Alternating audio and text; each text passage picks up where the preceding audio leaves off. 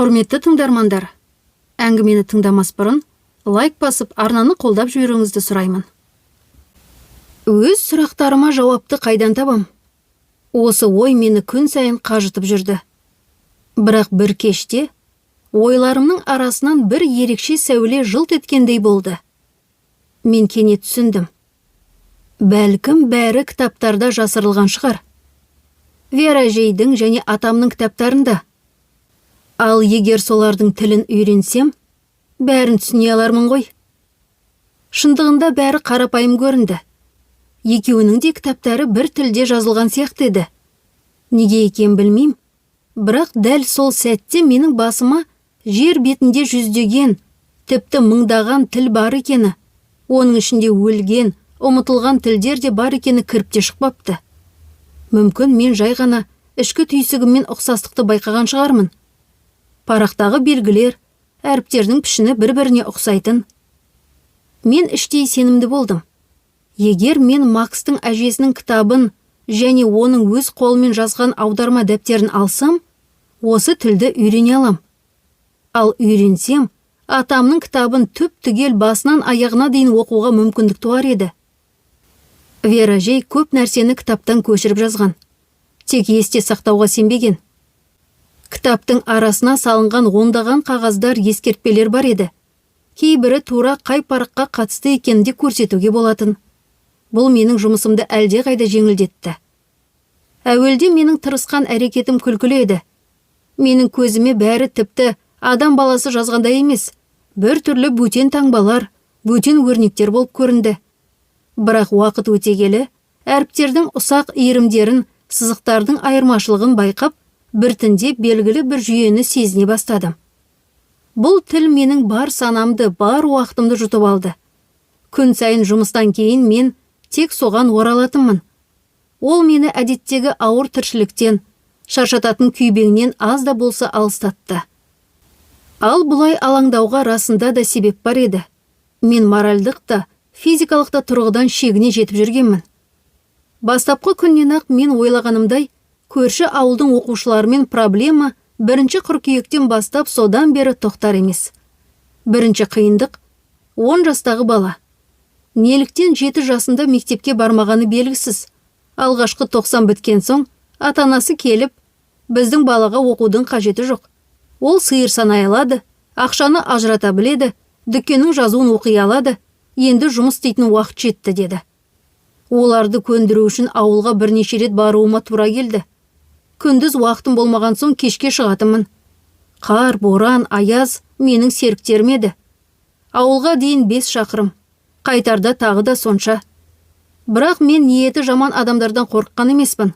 Сонша білімім бар адам адамдардан қорықса, ақымақтық қой. Жол бойы ән салып баратынмын. Себебі үнсіз жүру жалықтыратын. Ал таңертең сабақта әрең сөйлейтімін. Себебі әнді даусым қарлыққанша айтатымын. Бірақ менің баруымнан еш нәтиже болмады. Ақыры қағаз үстіне қағаз жазып, талай өтініш пен арыз толтырып, баланы өз ауылындағы мектепке ауыстыруға мәжбүр болдым. Бірақ бұл тек бастамасы екен. Бірінен соң бірі балалар сырқаттана бастады. Әр жолы олардың лайға былғанған аяқ киімдерін көріп, автобуспен келдіңдер ме? Деп сұрайтынмын. Балалар я деп жауап беретін. Мектеп жанында автобусты көрмесем де, олар мені автобус ауылдың шетінде тұратынын, ал өздері соған дейін жаяу барғаннан аяқ киімдері кірлейтінін айтып сендірді. Бірақ балалар жиі ауыра бастаған соң, мен көрші ауылдың сельсоветіне хабарласып, жауапсыз жүргізушіні сөгуге оқталдым. Сол кезде шындық ашылды. Ешқандай автобус жоқ болып шықты.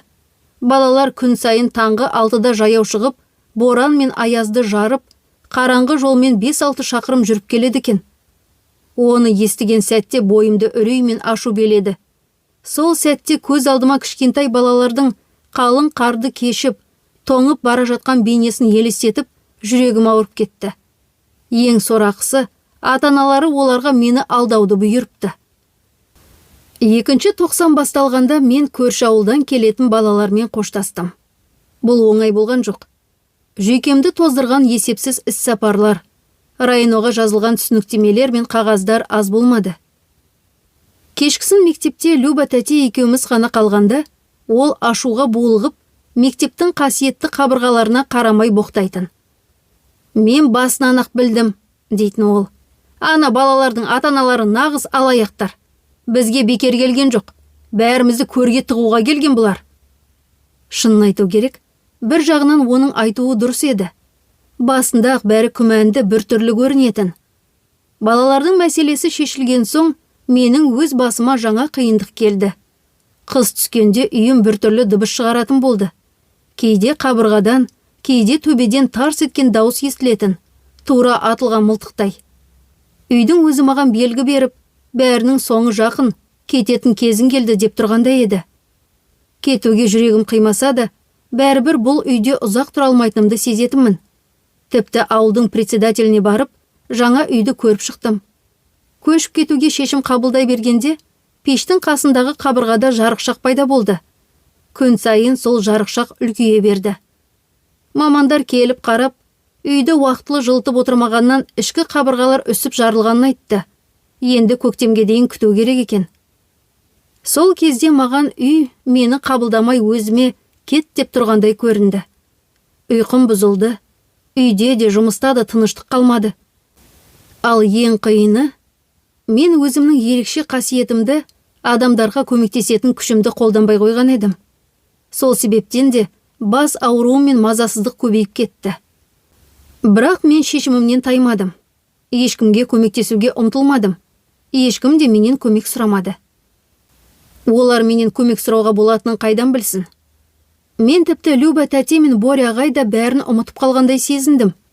Әлдекім әдейі олардың жадын өшіріп тастаған сияқты.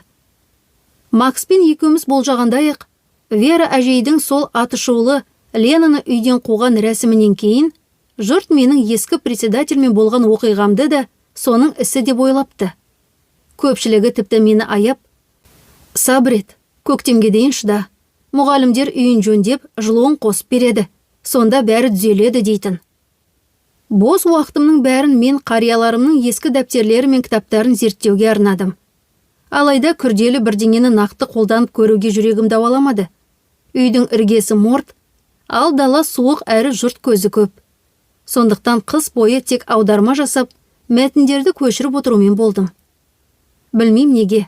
Бірақ соңғы кезде Вера әжей ерекше өзгере бастады. Бәлкім өмірінің соңы жақындап қалғанын сезді ме? Әлде адамдық қызығушылығы шектен асып кетті ме? Әйтеуір ол атамның кітабын ұрлап алмақ болды. Бір күні үйге келсем, кітап теледидар тұрған тумбаның жанында жатыр. Алғашында мән бермедім. Сөре жақын ғой, байқамай соғып кеттім бе, деп өзімді сендірдім. Бірақ кейін ойланып қарасам, ол мүмкін емес еді.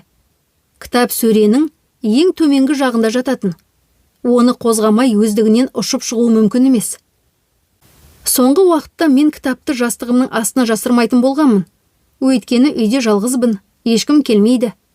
Тек Люба тәте анда-санда кіріп шығады. Ол да ас үйден әрі өтпейді. Біз онсыз да күні бойы бір-біріміздің көз алдымыздамыз ғой. Екі кітапты да мен Вера әжейдің кітаптарымен бірге сөреге қойдым.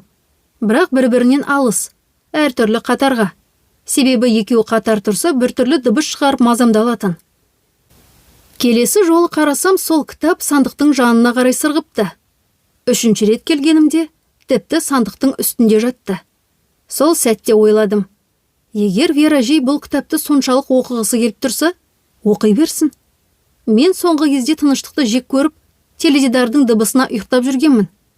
Теледидардың гуілі ме, әлде Вера әжейдің күбірлеп оқығаны ма, бәрібір емес пе? Тіпті электр тоғы да үнемделер. Сөйтіп кітапты сандықтың ішіне салып қойдым. Бірақ ештеңе болмады. Сол кезде есіме түсті. Не үшін мен бұл кітаптарды әр бұрышқа бөліп қойғанымды. Дереу атамның кітабы оралған ескі шүберекті алып, екі кітапты қатар орап тастадым. Сол кеште мен Вера әжейдің баяу, анық естілмейтін күбір сөздерін естіп ұйықтап кеттім. Басында тыңдауға тырыстым. Бірақ тек кейбір таныс сөздерді ғана ажыраттым. Қалғаны түсініксіз бөтен тілде естілді. Сол түннен бастап маған ғажайып түстер кіре бастады. Бір күні жаңа жыл қарсаңында кешқұрым маған Игнатий Романович келді. Есіктен кіріп, табанын қардан ұзақ тазалап, асықпай салтанатты кейіппен үйге өтті. Сырт киімін шешіп, табуреткаға байыппен отырды. Қолдарын тізесіне қойып, біраз үнсіз отырған соң жай ғана: «Уақытым келді, Надежда. Мен жақында кетем». Мен аңтарылып қарап: «Қайда кетесіз?» деп сұрадым. Ол басын шайқап сабырлы үнмен жауап берді: «Сен сөзімді бөлме. Әңгімеміз ауыр болады. Мен сол жаққа, барлық қарттар баратын жерге кетем. Бүгін маған Вера келді».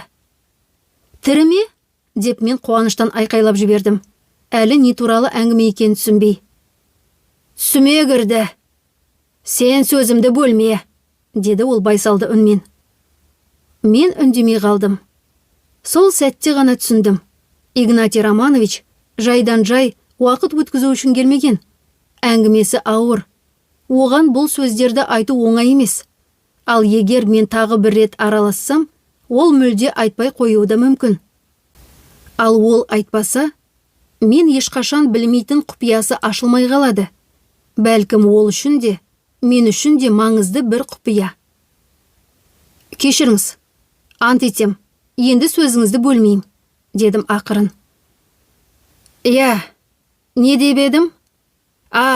Вера», деді ол терең күрсініп. «Ол маған бәрін айтуымды тапсырды. Мен жайында білетініңнің барлығын айтып жеткіз деді. Вераны мен бала кезімнен білем. Шын аты Любава. Әкесі біздің барин Максим Видогуров. Ескі орыс дәстүрлеріне, тіпті сиқыр мен алхимияға әуес адам еді. Бұрын Видогуровтар бай, ықпалды әулет болатын. Бірақ ғасыр басына қарай бәрі күйреді. Кедейлік, қарыз, борыш. Бұған ең көп себепкер болған Максим Григорьевичтің өз әкесі, ескі барин Григорий. Сол өмір бойы шашып жүріп, өлгенінде ұлына тек қана қарыз қалдырды. Бірінші дүниежүзілік соғыс кезінде бариннің ағасы Олег Григорьевич қаза тапты. Ал әпкесі сәтті күйеуге шығып, Францияға кетіп, сонда өмір сүрді. Барлық ауыртпалық жас Максимнің мойнына түсті. Адамдар оны жынды дейтін. Саусақтарын самайына басып бұрайтын. Ал ол болса, әулетіне бұрынғы даңқын қайтармақ болып, философтық тасты іздеумен әуре еді. Тағы сәл қалды. Байлықпен күш оралады деп түн ұйқысын 4 бөліп, зертханада қамалып отыратын. Ал әйелі барын салып, ел алдында ұятқа қалмауға тырысушы. Бірақ оны жұрттың бәрі аяйтын. Өйткені бариннің есінен ауып бара жатқаны айқын еді. Ол көп жақсылық жасаған адам еді. Шаруаларға қол ұшын беріп, жұрттың бәріне қамқор болатын. Жүрегі кең, мейірімді әйел болды. Бірақ Максим өз іздеген тасын тауып үлгермеді. Төңкеріс басталып кетті. Бір суық қыстың күні мекенге матростар сау етіп келді. Үйді астан кестен қылып, бәрін төңкеріп шықты. Бірақ ешқандай алтын да, асыл зат та таппады. Ашуға буылғып, баринді іш киіммен аулаға сүйреп шығарып, алтынды талап ете бастады. Ал ол болса, алтын жоқ, бірақ мен оны қалай жасауға болатынын білем, деп философтық тасын табу жайлы әңгімесін бастап кетті. Матростар оның ұлдарын да сыртқа шығарып, байлығын қайда жасырғанын айтпаса, балаларын өлтіреміз деп қорқытты. Бірақ барин өз дегеннен қайтпады. Ол бейбақтарға алхимия мен тастың қасиетін түсіндіріп әлек болды. Сонда олар ашуға буылғып, баринді де, 2 ұлын да сол жерде атып тастады. Ал әйелін және кішкентай Любаваны зорлап, найзамен шаншып өлетіндей етіп тастап кетті. Әкем сол кезде бариннің атқосшысы еді, деді Игнатий Романович бәсең дауыспен.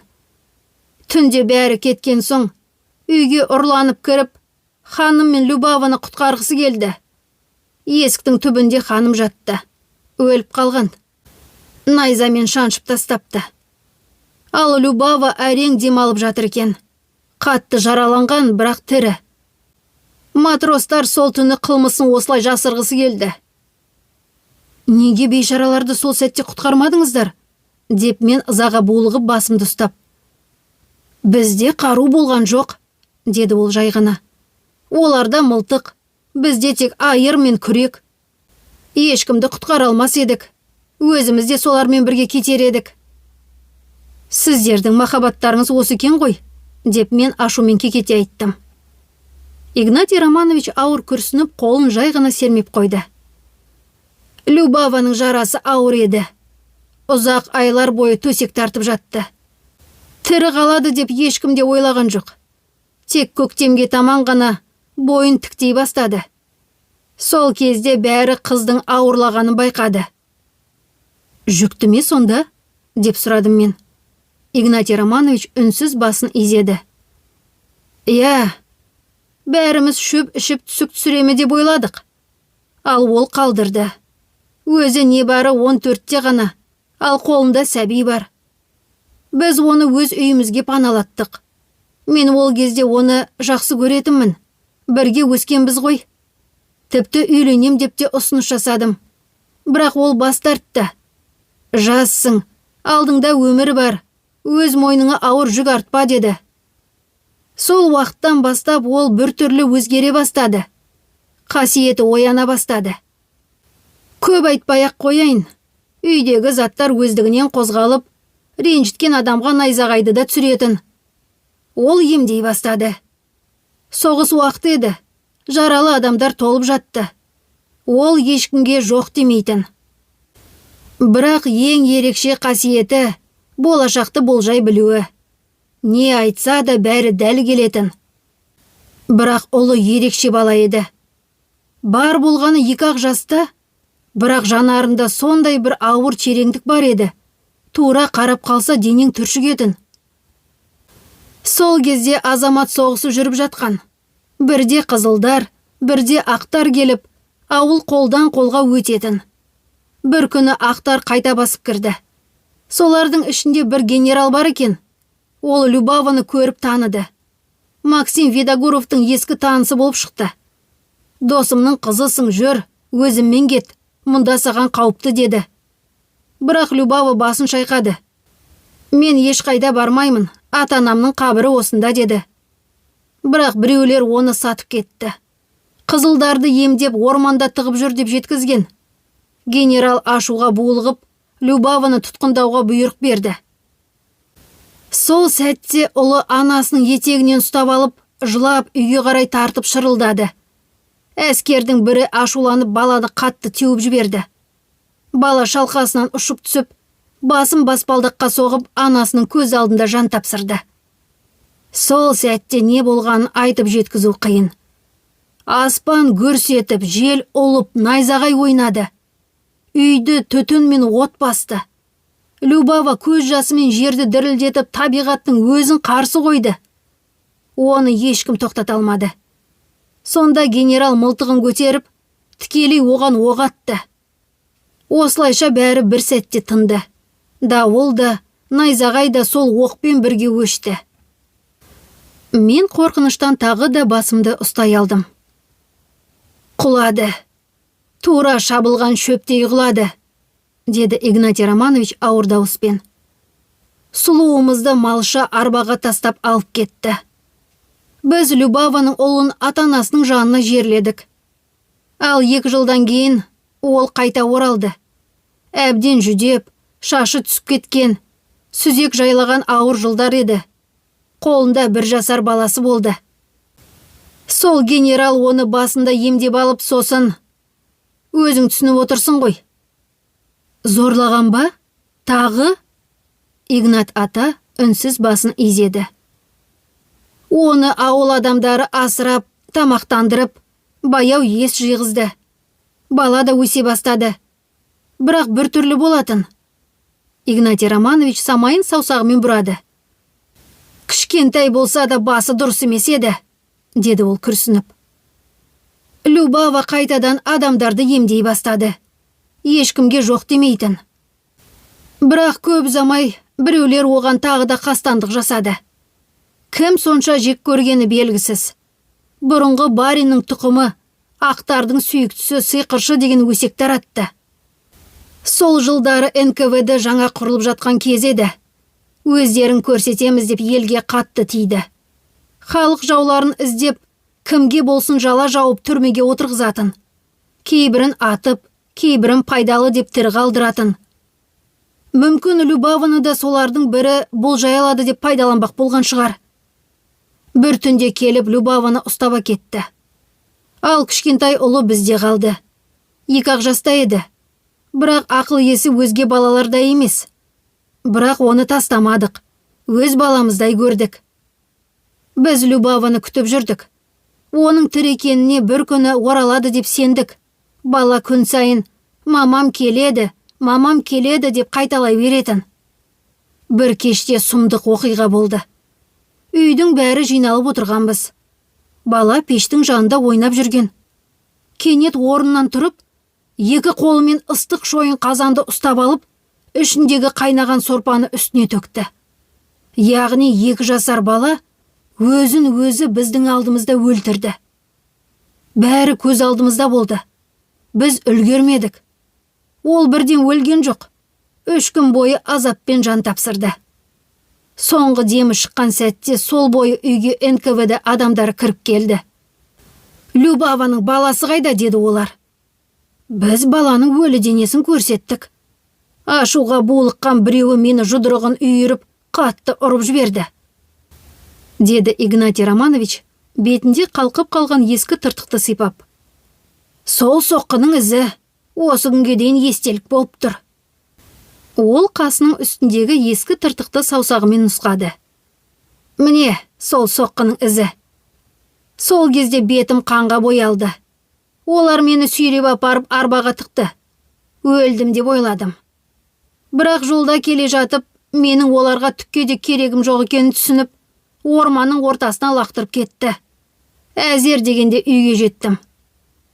Любаваның ұлын өз бауырының қасына жерледік. Ал тура 1 аптадан кейін ол өзі қайтып келді. Шашы толықтай ағарып кеткен, көзінде бір суық тыныштық бар еді. Әрине, НКВД-да сөйлесуді, сендіруді жақсы біледі ғой. Ол алдымен ата-анасының қабіріне барды. 2 күн бойы сол жерде жылады. Содан кейін өз үйінің айналасын аралап шығып, сосын ізім ғайым жоғалды. Сол күннен бастап Любава есімін тастап, Вера атанды. Сол кезде ол небәрі 19 жаста еді. Арада 20 жыл өтті.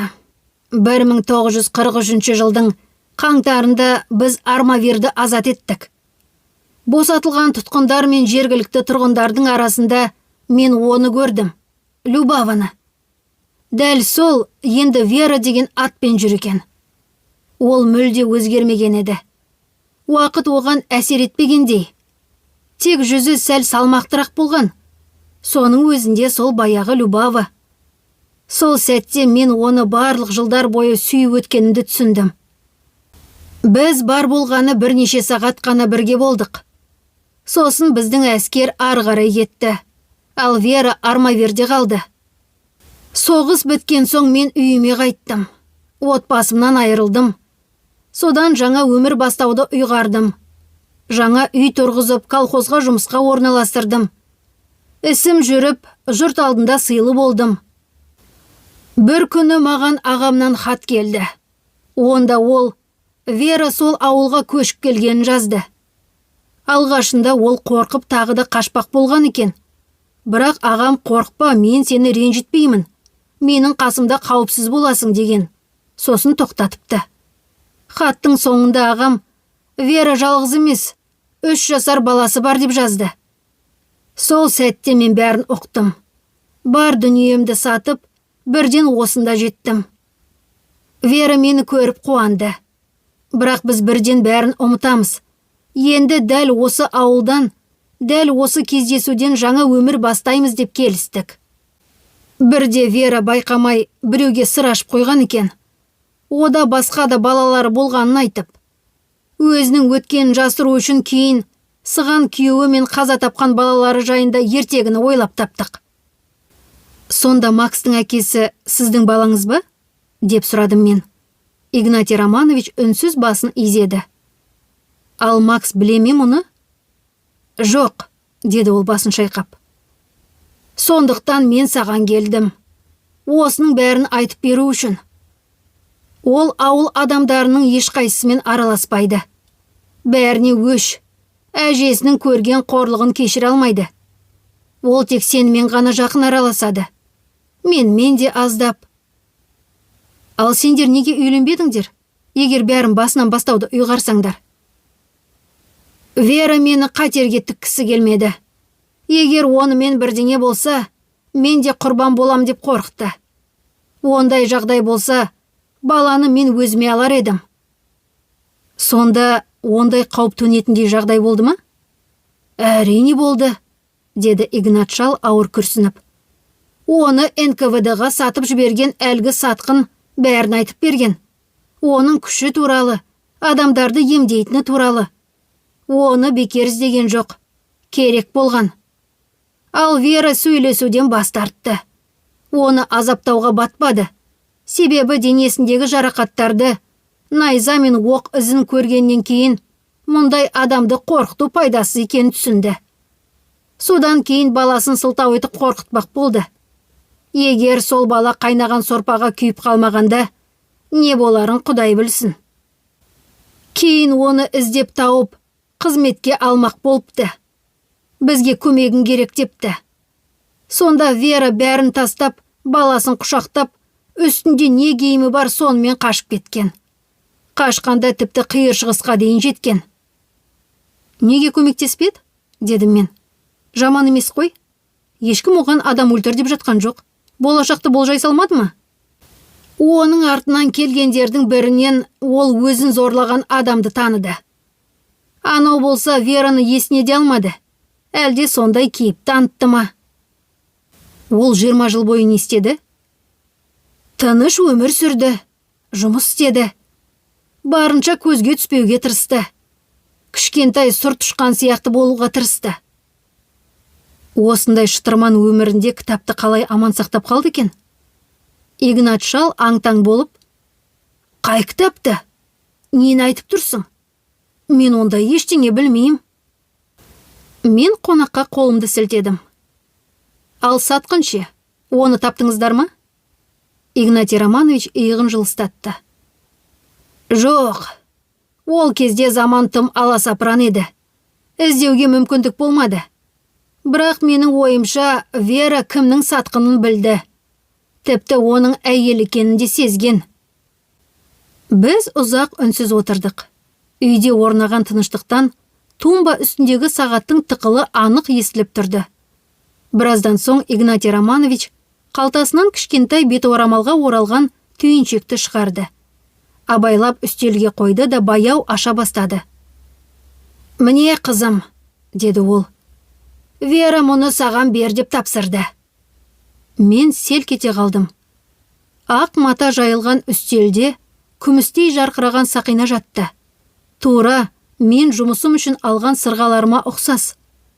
Ал қасында алып рубин орнатылған кулон. «Мұны Максқа беру керек», дедім мен Игнатий Романовичке қарап. «Жоқ», деді ол басын шайқап.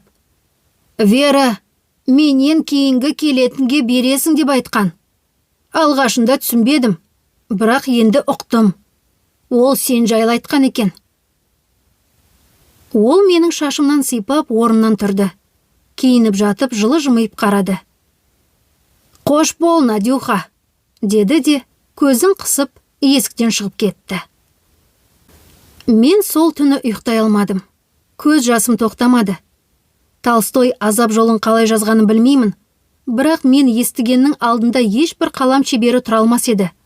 Мұндай өмірді ешбір қиялмен салу мүмкін емес. Бір кішкентай бейшара әйелдің тағдыры сондай сұмдық, сондай ауыр. Ал ол бәрін көтеріп тірі қалды. Ол қандай мықты еді, қандай рухы биік еді. Ал ертеңінде 31 желтоқсанда Игнатий Романович қайтыс болды. Балаларға арналған жаңа жылдық мерекені біз 25 желтоқсанда өткізіп қойғанбыз. Сол күні-ақ Игнат атаның өзі Аяз ата болуға ниет білдірді. Менен артық ешкім бұл рөлді ойнай алмайды, деп тұрып алды. Не десем де райынан қайтару мүмкін болмады. Мерекеде балалар мәз-майрам болды. Көпшілігі оны нағыз шын Аяз ата деп ойлап қалды. Ол шырша жанында би билеп, әзіл айтып, өлеңдетіп жүргенде, тіпті үлкендердің өзі масканың астында қария екенін байқамады. Ал 30 күні ауыл клубында председатель жаңа жылдық құттықтау ұйымдастырғанда, сыйлық таратушы кім болатынын ойлаудың қажеті болмады. Игнатий Романович есіктің алдында баяғыша толық Аяз ата киіммен сақалын түзеп тұрған еді. Оны тағы да ешкім тани алмады. Ал біздің атамыз бұл жолы тіпті ашылып, әзіл мен тақпақтарын шашудай шашты. Кейін көп жыл өткен соң, сол күндерді есіме алсам, ішім шым етіп, бір ой мазалайды. Мүмкін бұл бізге бір белгі болған шығар, ал біз түсінбеген шығармыз. Бірақ оны кім түсінер еді? Кім ойлапты өмірге құштар, көңілді шымыр адам осылай аяқ астынан кете салады деп? Бірақ түсінгеннің өзінде не өзгерер еді? Жаңа жылды қалай қарсы алсаң, солай өткізесің дейді ғой. Ал біз оны қалай қарсы алдық? Көз жаспен. Таңертең 31 күні есіктен ентіге кірген Люба тәте еңіреп тұрып, «Игнат ағам қайтыс болды!» деп бір ауыз сөзбен суық хабарды жеткізді. Мен сілейіп тұрып қалдым. Жоқ, мен адамның өлімінен есеңгіреген жоқпын. Мен жай ғана оның не айтқанын түсінбедім. Ол ауыр сөздер құлағымның жанынан бос жаңғырықтай өтіп кетті. Біраз уақытқа дейін олардың мағынасын ұға алмадым. Өлді деген не? Қалай өлді? Адам туралы солай айтуға бола ма? Деген ойлар бірінен соң бірі миымда жаңғырып тұрды. Біраздан соң ғана ақырын түсіне бастадым. Игнат ата енді маған ешқашан келмейді. Өйткені ол енді бұл дүниеде жоқ. Көршім Люба тәтені орындыққа отырғызып, оған шай құйып бердім. Өйткені үйде тыныштандыратын дәрі жоқ болатын. Өзім де оның жанына отыра кеттім. Оның басын сипап жұбатуға тырыстым. Бар күш-қуатымды соның тынышталуына жұмсадым. Өйткені оның жан дүниесінде сондай дауыл тұрғаннан тұтас үйді быт-шыт етіп жіберердей еді. Әрине, оны түсінуге болады. Игнатий Романович оның соңғы тірі туысы еді ғой. Әлгі кемпірлер тағы да келді ме? Дедім өзімде байқамай. Жоқ, деді Люба тәтей көзінің жасын сүртіп, мұрнын тартып. Сен өткен жолы оларды сабасына келтіргеннен кейін біреуі де босаған аттап кірген жоқ.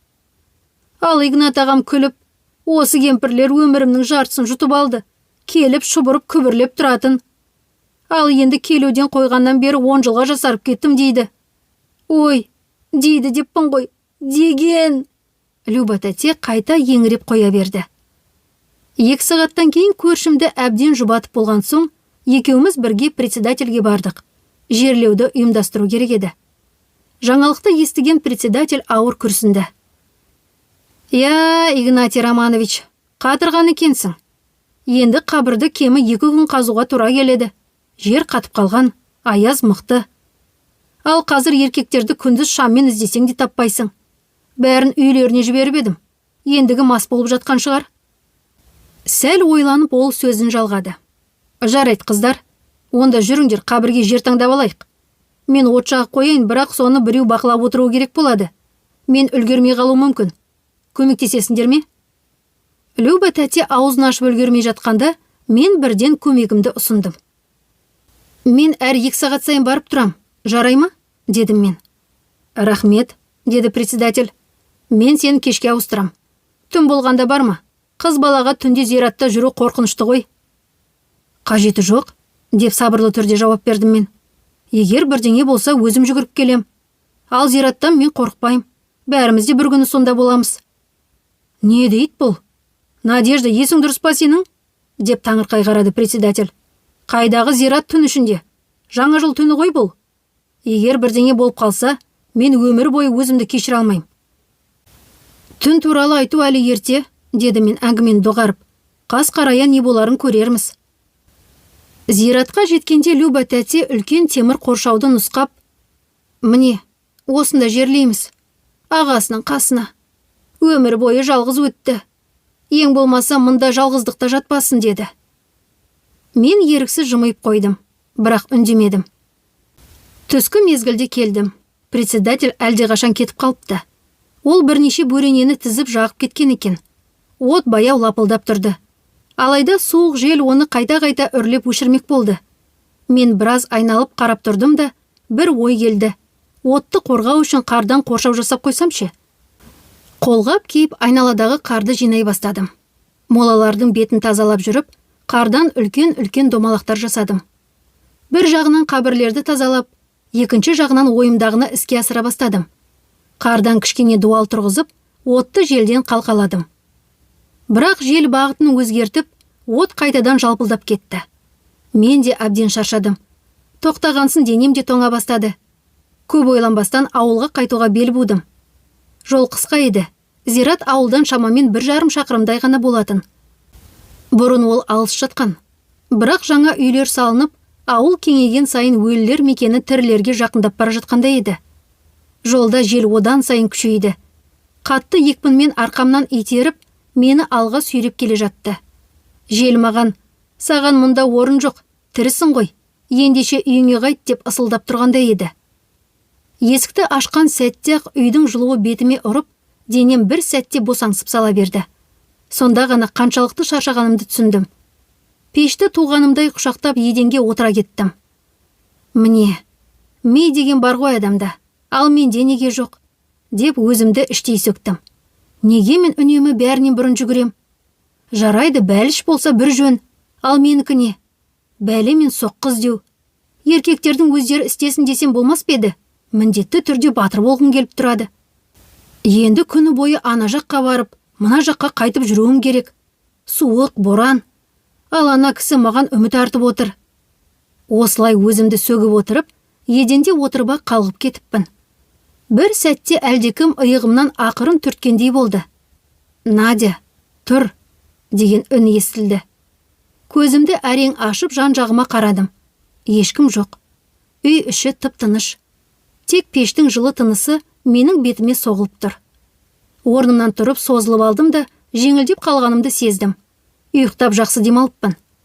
Қайтадан киініп қорадан фанерадан жасалған шағын күректі тауып алып, қайта жолға шықтым. Бірақ жел бұрынғысынан да күшейіпті. Ол ашулы, тіпті долданған, менің жолымды кес-кестеп, күрегімді тартып артқа сүйрейді. Мен болсам өзімді жігерлендіру үшін ақмақша бір ұран ойлап таптым. Осылайша өз-өзіме күбірлеп, боранмен айқасып отырып, зиратқа жеткенде, ызам келіп ашумен жерге түкіріп жібердім. Кешігіп қалыппын. Ана қарғыс атқан жел өз деген бәрібір істепті. Бөренелердің үстін қармен көміп, отты өшіріп тастапты. Ойлануға да шамам келмей, алысырақтағы қабірлерден қар тасып, жаңа дуал тұрғыза бастадым. Екі арада 20-30 рет жүгіріп өткеннен кейін барып, істеп жүрген ісімнің түкке тұрғысыз екенін түсіндім. Мұның бәрін өткен жолақ 5 минутта істеп тастауға болар еді ғой, деп өзімді іштей сөктім. Осындай ақмақ болу да оңай емес қой, деп күбірлеп өз-өзімнен күліп қойдым да, қарды қаттырақ үйіп, бірінші торнадоны бастадым. Жаңа қабырға әп-сәтте дайын болды. Енді тек бөренелерді қардан тазартып, қайта жағу ғана қалды. Көз алдыма Руслан мен Людмиладағы алып басты елестеттім де, соның демінде етіп бөренелерге үрледім. Ұсақ қар борай бастады. Бөренелерді тазалап біткенде қалтама қолымды салдым. Сіріңке жоқ. Енді қақпаның қарын тазалап, ауылға барып келу керек. Ол барып келуің 3 шақырымдық жол. Қыстың қақаған суығында әлсіреген денемен оңай емес. Біраз тұрдым да тоңа бастадым. Сосын есіме түсті. Мен оттың жылуымен емделіп жүрген едім ғой. Ал егер өзім-ақ отты тұтата алсам ше? Бір сәтке ойландым да, бөренелердің жанына барып, көзімді жұмып үлкен алауды елестеттім. Денемді жылы леп орап алды. Жел басылып тыныштық орнады. Бар әлем маған бағынып жылуға айналғандай болды. Қанша уақыт өткенін білмеймін, бірақ көзімді ашқанда күн батып бара жатты. Ал бөренелер баяғыша қап-қара суық сөнген күйінде. Жарайды, өзіне тым сенімді ханым. Бар енді сіріңкеңді алып кел, деп ойлап тұрғаным сол еді. Дәл артымнан көлік тежегішінің сықыры естілді. Бұл председатель еді. Көлігінің арты көмірге толы. Қалай, ісің жүріп жатыр ма? Деді ол маған жақындай беріп. Ойпырмай, Мына жерде нағыз жылы леп соғып тұр ғой. Жылу дейсіз бе? Қайдағы жылу? Дедім аң-таң болып. Түсініксіз екен, деп ол бөренелерге қарады. Бұлар сөніп қалған, ал айналаңды жылытып тұр. Қараш, сенің учаскеңде көктем орнап қалғандай. Ол қақпаны қардан аршуға кірісті. Ал мен оның сөзін ести сала жан-жағыма қарадым. Қоршаудың ішін қарасам, қар да жоқ, шалшық та жоқ, бәрі тап-таза құрғақ екен. Тоқтай тұр, былай шықшы, деді председатель мені сәл ығыстырып қойып, өзімен алып келген күрегінің ұшымен жерді түртіп көріп. Сосын риза болған кейіппен басын изеді. Кәне, Надежда, енді былай ет, деді ол сабырлы да сенімді үнмен. Жүгіріп конторға барды, жігіттерді шақыр. Күн батып кетпей тұрғанда жетсін. Үстіңгі қабатты алып тастаймыз. Егер бәрі осылай болса, ертең қабір дайын болады. Мен ойланбастан жүгіре жөнелдім.